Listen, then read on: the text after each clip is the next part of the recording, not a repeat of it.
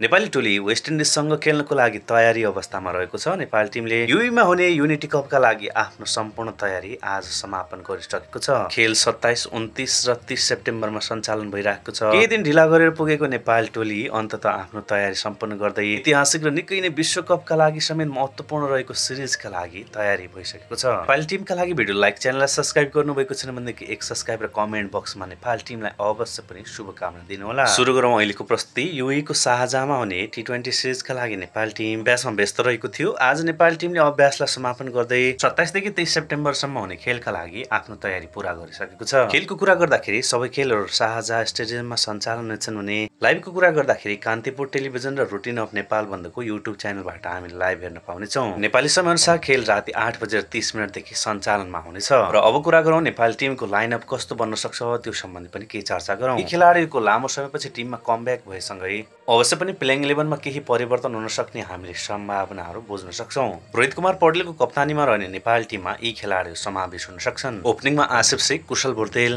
तेस्रो नम्बरमा आदिल आलम अन्सारी, त्यसै गरेर सन्दीप जोरा, दिपेन्द्र सिंह ऐरी, गुलसन झा, कुशल मल्ल, ललित राजवंशी, करण केसी र सन्दीप लामिछाने मध्ये एकजनालाई टोलीमा अटाउन सक्ने सम्भावना देखिरहेका छौँ। टिममा आदिल आलम अन्सारी, सन्दीप जोराको कमब्याक भएसँगै बलियो टिम हुने हामीले आकलन गरिरहेका छौँ। ब्याटिङको समस्या समाधान हुनुका साथसाथै बलिङमा पनि करण र सन्दीप मध्ये सन्दीपलाई नै पिकअप हुन सक्ने सम्भावना हामीले देखिरहेका छौँ। कारण रहेको छ स्पिनमा केही वेस्ट इन्डिजको प्लेयरहरूलाई फसाउन सकिन्छ। ललित र सन्दीप लामिछाने नेपाली टिमका लागि बलियो हतियार बन्न सक्छन्। साथ बलिङमा दिपेन्द्र सिंह ऐरी र कुशलको पनि भूमिका निकै नै महत्त्वपूर्ण हुनेछ। नेपाली टिमले यस्तो रणनीतिको साथ मैदानमा उत्रेमा बेटर हुन सक्ने हामीले देखिरहेका छौँ, जस अन्तर्गत नेपाली ब्याट्सम्यानहरूले पहिलो पावर प्ले 6 ओभरसम्म कम्तीमा पनि विकेटहरू बचाउँदै खेल्नुपर्ने, त्यसै गरी रनको गतिलाई मध्यक्रमका ब्याट्सम्यानहरूले बढाउनु पर्ने आवश्यक हामीले देखिरहेका छौँ। नेपाली ब्याट्सम्यानहरूले आफ्नो स्ट्राइकहरू अन्तिमको पावर प्लेतर्फ देखाउनु पर्ने जरुरी देखिरहेका छौँ। अन्तिमको पावर प्लेमा विकेटहरू हातमा भएमा जस्तो पनि परिस्थितिमा खेल्न सकिन्छ। त्यसकारण पहिलो र दोस्रो पावर प्लेमा केही रन गति भन्दा तीव्र खेले पनि अन्तिमको पावर प्लेमा राम्ररी नेपाली टिमले खेल्न सक्छ। त्यसै गरी फिल्डिङमा भएका गल्तीहरू सुधार गर्नुपर्छ। बलिङलाई एकदमै लाइन एन्ड लेन्थका साथै विपक्षी टिमलाई कसरी दबावमा पार्न सक्छ त्यो अनुसारको रणनीतिको साथ नेपाली टिमले खेल्न पर्ने देखिरहेका छौँ। पछिल्लो 5 खेललाई आधार मान्य भनेदेखि नेपाली टिम अगाडि रहेको छ।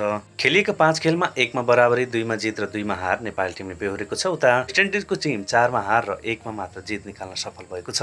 नेपाली टोलीका लागि टी20 विश्वकपमा प्रवेश गर्नको लागि समेत यो सिरिज निकै नै महत्त्वपूर्ण रहनेछ।